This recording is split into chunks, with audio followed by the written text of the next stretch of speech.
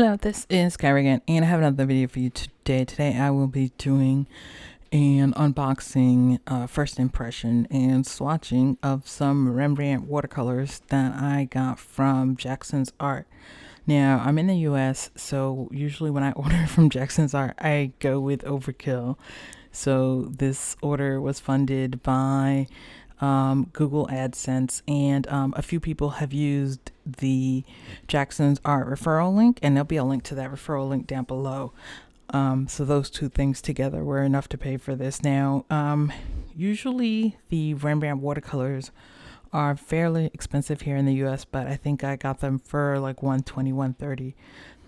Jackson's does a really good job of getting stuff packaged really strongly so that it's not damaged in shipping, which is great. And I also got some sample booklets. I try to get sample cards whenever I order, since you can only do one per order. So that's basically what's in here, and I'm just unwrapping the things.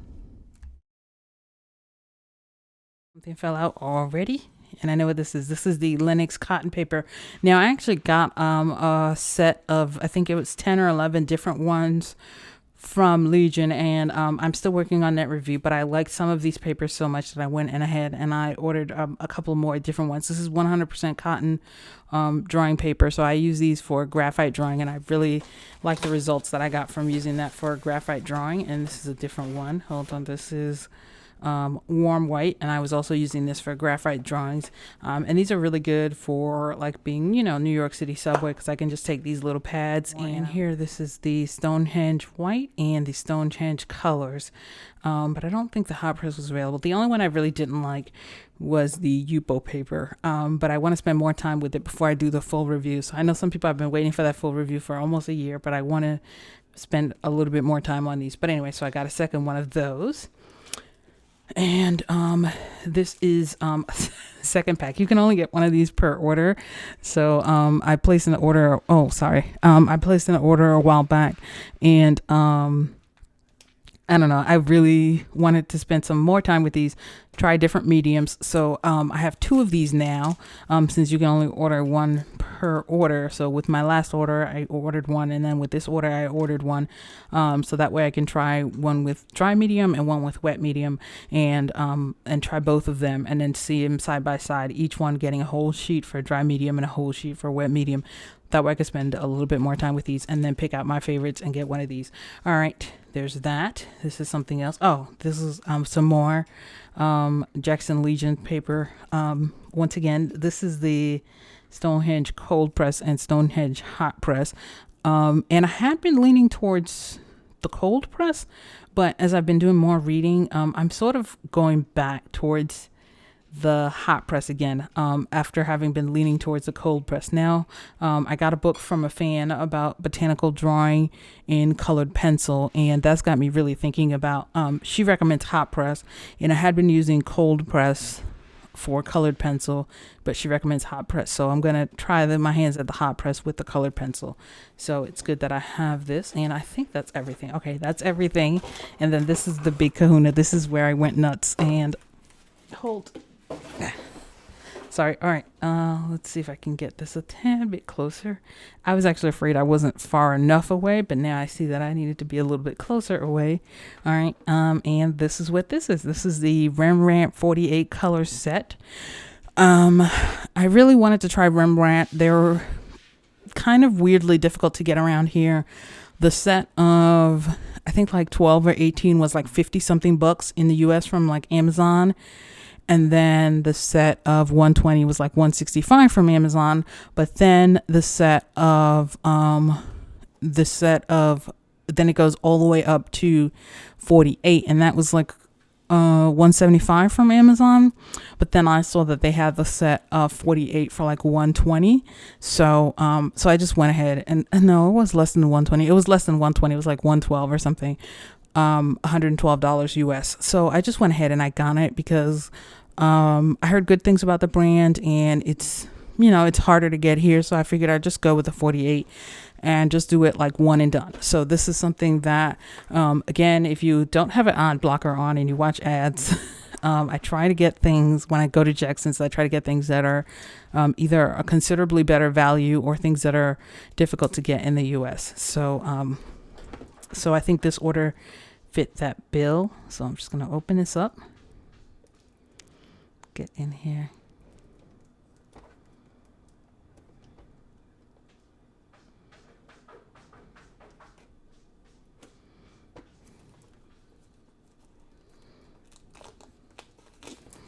So this is going to be like our first impressions. I'm not sure how much swatching I'll do. Maybe I'll do just, you know, sped up swatching like I did for the Sennelier, where I did all 98 colors and I swatched all of them. And I did a video showing me swatching all 98 colors, and there'll be a link to that video up there. Hold, this is, okay. Oh, this is a very, very pretty presentation box. This is like a no joke kind of a box. This is a box that says, by the way, once again, I like to remind people that these little plastic sheets are recyclable. Our Whole Foods near here in Brooklyn is big enough that they take these. So I just put them together in a bag and then bring them all in all at once. And I do that, you know, a couple of times. All right. Let's see this here. And once again, my hands were ashy because I wasn't sure how the paper was going to be wrapped up, and I didn't want to. Oh, this is a really nice presentation box. Okay, this definitely looks different than the 48 color tin that I have. Let me put this over here. I really like that presentation box. It's a really nice box. Also good for storage. Move this over just a tad bit more. Oh, this is nice. Look at this. This looks really nice. Hold on. See something? It feels like some kind of... Oh my God. This is a little cray. Oh my God. This is a little cray. Oh, this one came with a brush. Oh, I wasn't expecting a brush. Let's see what kind of a brush this is. This is a Rembrandt Red Sable Royal Talens. And the size is a size 6. So this is looks like real animal hair on here.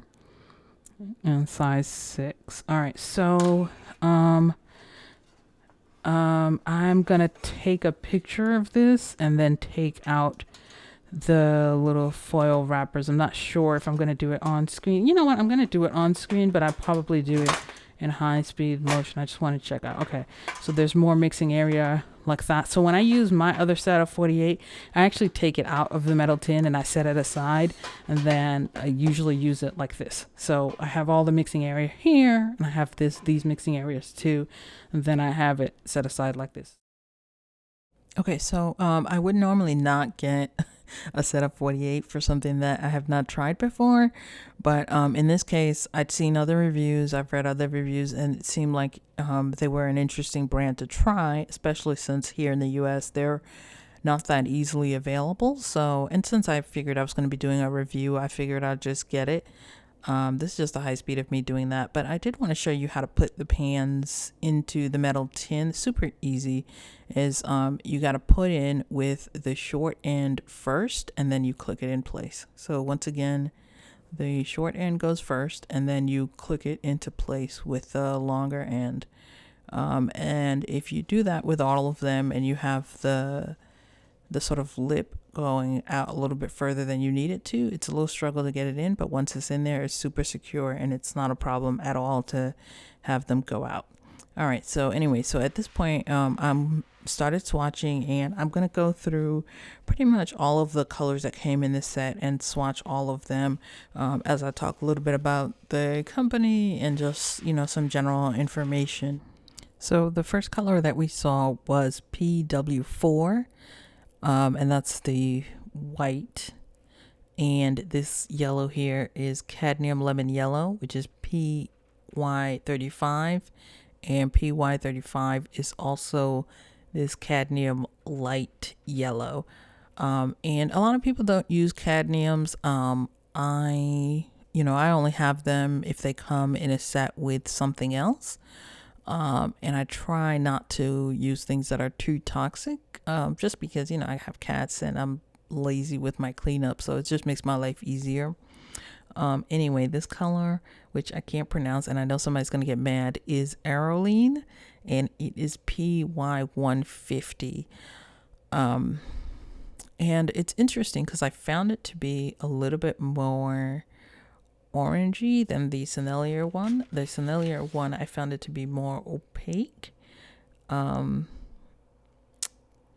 more sort of like a pale opaque color.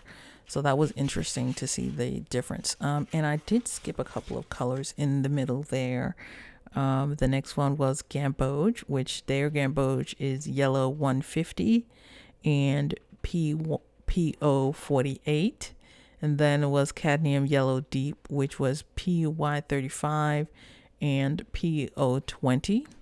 And the one that I'm doing here is Cadmium Orange, and it is PO 201, which I'm not sure. Oh, I'm sorry. No, it's PO 20. Sorry, not PO 201, PO 20 and PY 35.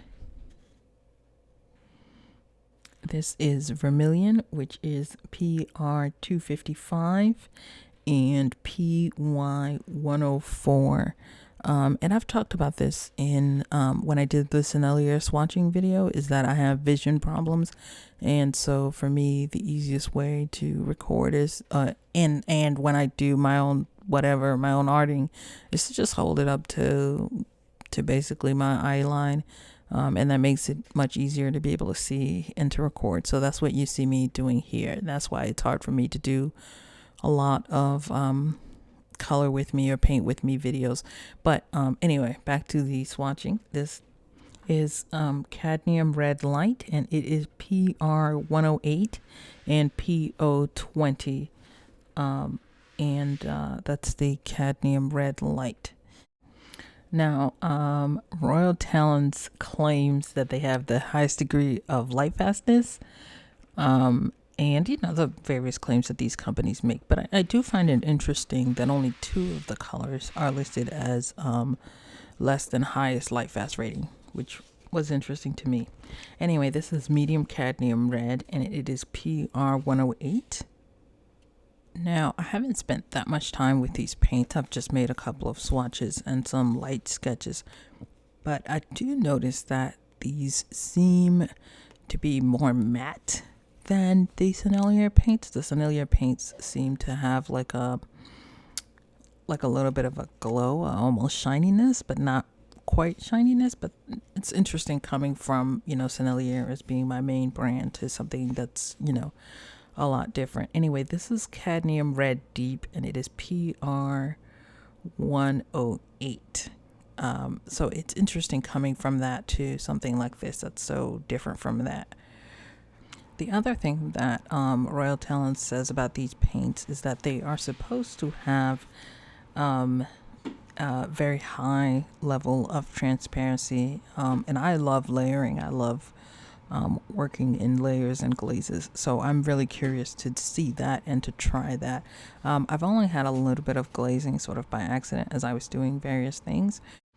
Anyway, this is Permanent Matter Lake, and it is PR 264 and PV 19. And this next color is also PR 264 and PV 19, and it is Carmine.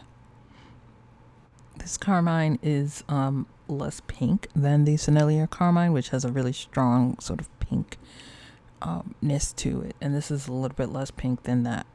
The other thing about these paints is that they tend to have just a few colors with 3 pigments, and no colors with 4 pigments, where Sennelier did in fact have I think 2 or 3 colors with 4 pigments and a fair number of colors with 2 and 3 pigments. This is Quinn Rose, which is PV 19, and the next color is Permanent Red Violet, which is also PV 19. I'm not that fussed about the number of pigments. I mention it just so that people who do think that who do find it important know what colors they are getting and what pigments they are getting. The other thing is that these paints do seem to have a bigger drying shift than some of the other paints that I'm used to. It's not a big deal, but you know, as you're painting, it's something to keep in mind that the colors aren't going to be as vibrant after they've dried as they are when you first lay them down.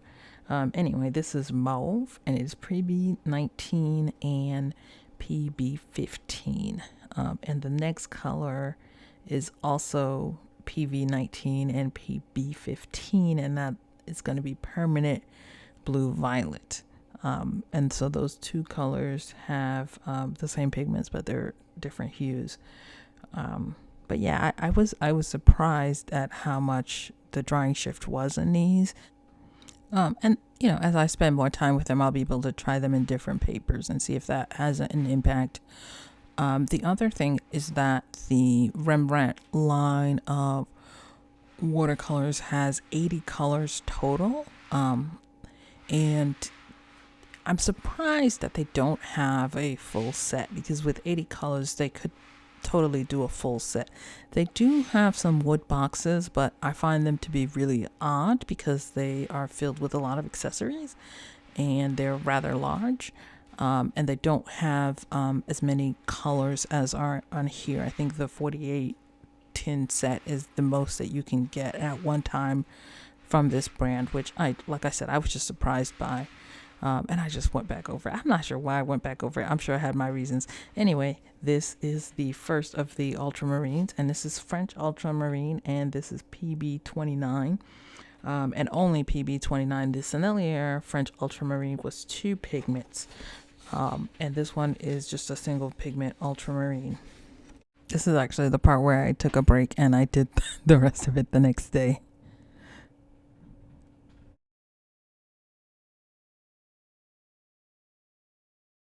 Now, this next color is the Ultramarine Deep, which is PB29. These Rembrandt paints are made in Holland, which is also called the Netherlands, which I did not know until I started doing research for this video. But even before I did research in this video, I had looked up some of Rembrandt's paintings, like the artist Rembrandt, and he's really phenomenal. Like, a lot of the stuff he did was really innovative and interesting, and I love the way that he did his portraits. Anyway, back to the swatching. This is Cobalt Blue, which is PB28. And you know, I'm still struck by the difference between, you know, even a day later, I'm still struck by the difference between when things are wet and once things dry. And at the end of the swatching video, I'll show you the completed cart with all the things dry, and I'll talk about some differences that I found. But anyway, this was Cobalt Blue. Next one is Cerulean Blue, and it is PB35. I'm going to see if I'm going to try my hands at doing a better pronunciation of Rembrandt. It's Rembrandt von Rijn. And I'm probably getting it way wrong, and people are going to correct me down in the comments, but let me know. I tried to look it up, but that's what I got out of it from looking it up. And Stewie's playing with a toy again.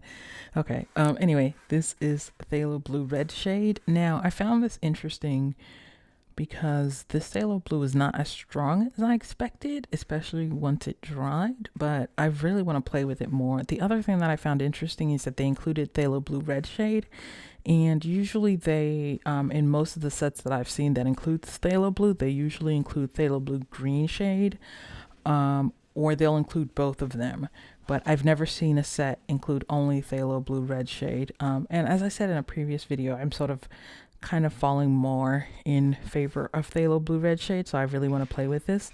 The other thing is that it just says PB15 and it doesn't tell you PB15 dot whatever.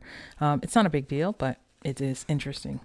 And anyway, this next one that I'm doing right now is Indigo Blue, and it is PB15 and PBK6. I am not now, nor have I ever been a fan of phthalo blue. Of indigo. It's just not a color that speaks to me. Now, this is Persian blue, and it is PB27. Now, I learned recently that in older palettes, they used to put Persian blue, and that's been replaced by putting in phthalo blue. So that's an interesting little thing that I just learned recently.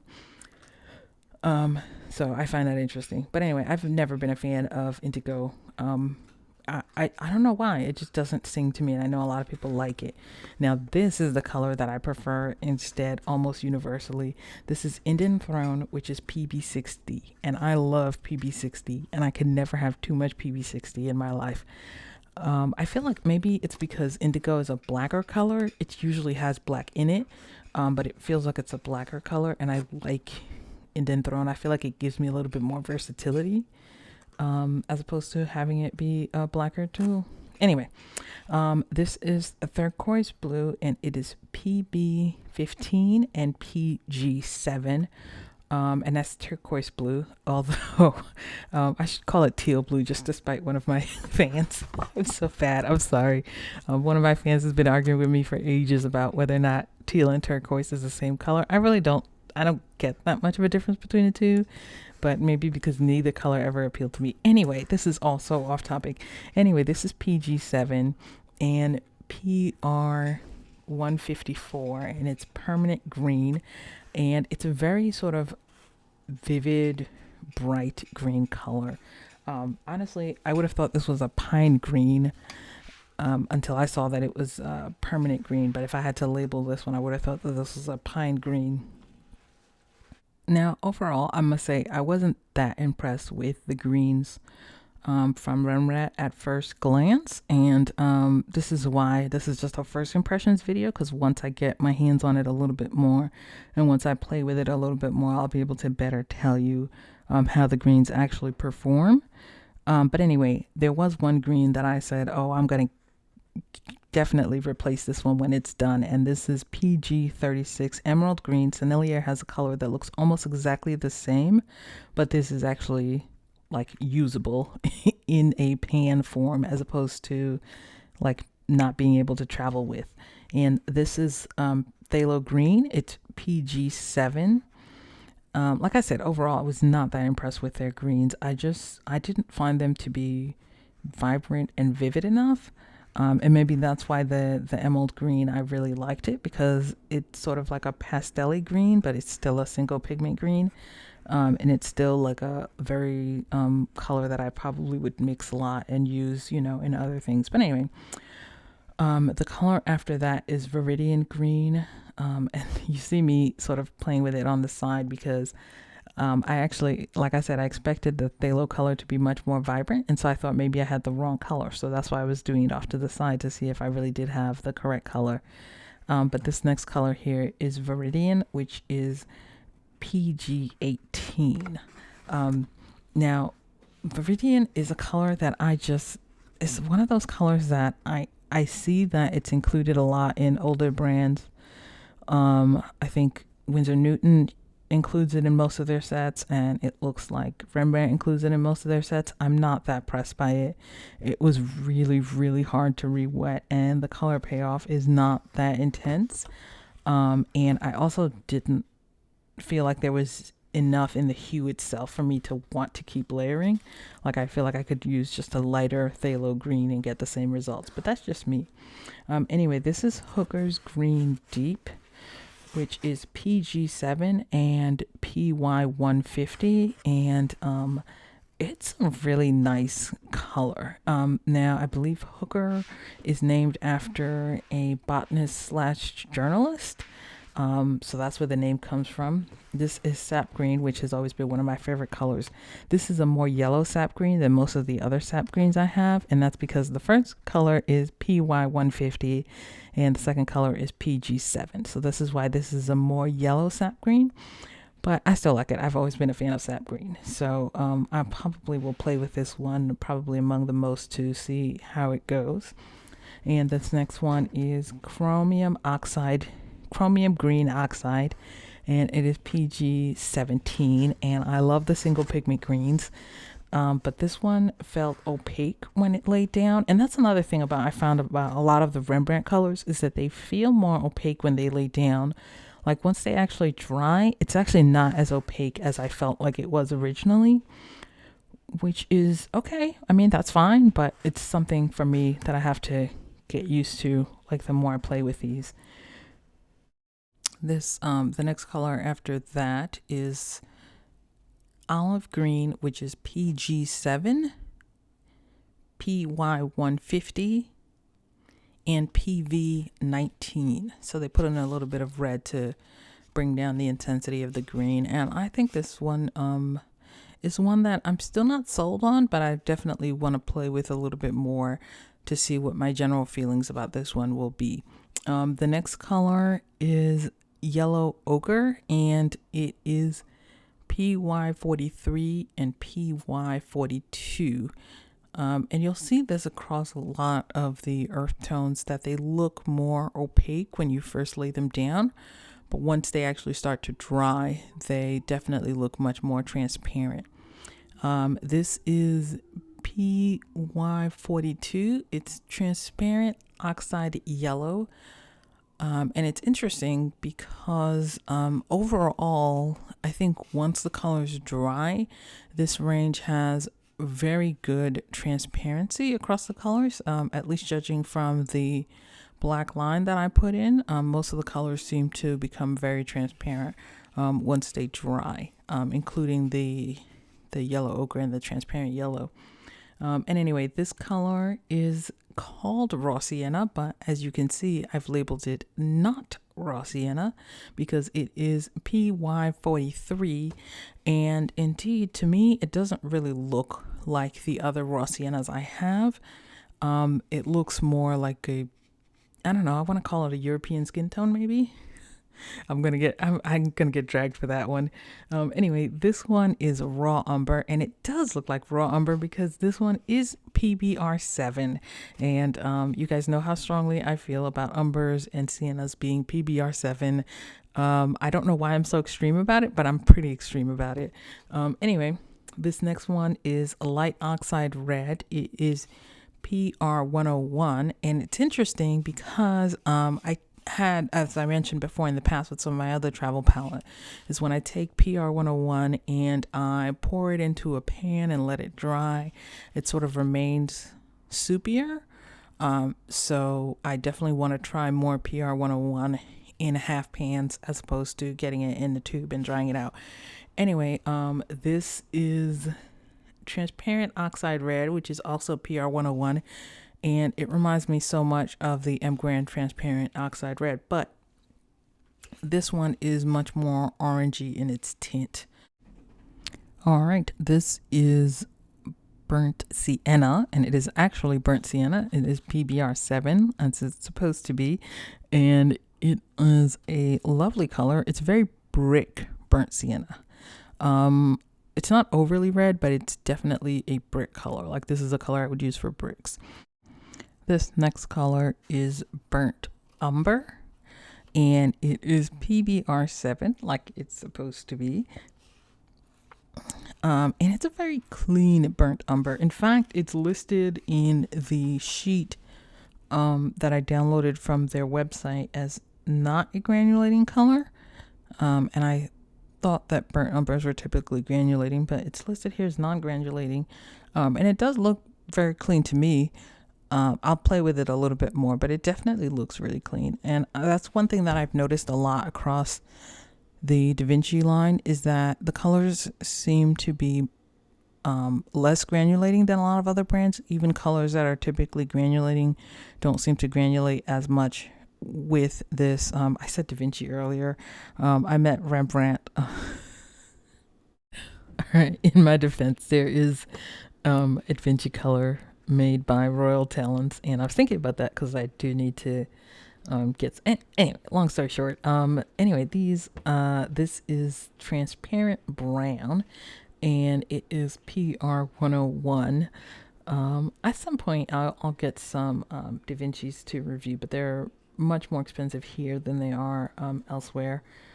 Anyway, this is transparent brown was PR101. This is Van Dyck brown, and it is PR101 and PBK7, and I wasn't expecting it to be as dark. It does have PBK7 in there, but boys, this is a very dark color. So that's something that I have to get used to. It's a little bit of a different hue than the Van Dyck that I'm used to. But anyway, the next color is sepia, which is much more I have a traditional sepia that I'm used to, and this is PBK7 and PR101. Anyway, we are nearly at the end, and I really didn't want to get to the end without talking about light fast ratings. These are all but 2 of the 80 colors in the Rembrandt line are listed as being light fast in museum conditions up to 100 years, which is pretty amazing. The 2 colors that are listed as fugitive, which means will show changes in 10 to 20 years in museum conditions, are Madder, Lake Deep, and Alizarin Crimson, neither one of which are in this set. Anyway, this color that I am doing right now is Payne's Gray, and it is PBK6 and PB15, followed by Neutral Tint, which is PBK6 and PV19. So those are the 2 colors, and the final color is Ivory Black, which is PBK6. And that is pretty much all the colors that come in this line of 48. It was a lot of fun and a lot of work doing this for you guys. When I finish recording, I will add a little clip showing the completed swatch card, this completed swatch card, as well as another one that I made to go in the tin itself, so you guys can see what the colors look like completed and after being allowed to dry for a few days. All right, these are the books that I got and the sheets, just showing you everything again. And this is the brush that came inside the set. And I'm actually not going to use this brush like this, because you can see that some of the bristles are already sort of getting a little damaged because of the way that it is, and it's just weird to get it in and out of there.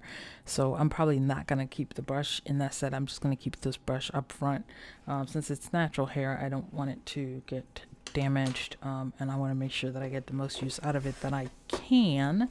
And the last thing is I just want to show you the set again and the brush that I'm keeping in its stead. Oops, sorry about that. I hope that wasn't too loud for you guys. Instead, I'm keeping this brush, which is much more slightly damaged. And I actually was not intending to travel with this since it didn't close in properly. But what I can do is, since this brush, well, I can't do it on camera, but what I can do, since this brush is much easier to get in and out of there, is I can seal this brush up and put it away like that. And the last thing I want to show you is, I want to show you, as promised, the completed sheet. This is the completed sheet. Let me see if I can get a close-up for you guys.